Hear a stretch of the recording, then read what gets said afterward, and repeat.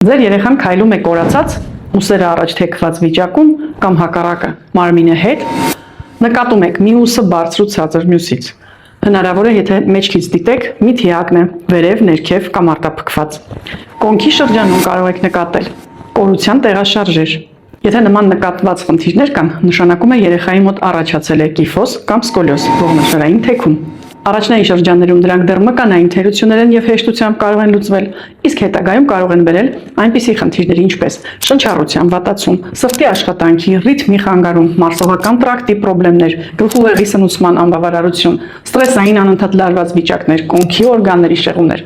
Այո, ողնաշարը մեր հենասյունն է եւ այնտեղից նյարդավորում է գնում բոլոր օրգաններին, այնպես որ առողջությունը ձեր երեխայի կապված է առողջ ողնաշարի հետ։ Եթե ուզում եք վերականգնել այս խնդիրները, անպայման գրում եք հունիս բառը մեկնաբանություններում եւ մենք ուղարկում ենք հատուկ փաթեթ շահավետ պայմաններով ինչպես վերականգնել ողնաշարային թեքումների դեպքում ճիշտ մկանային տոնուս եւ բերել կեցվածքը նորմայի։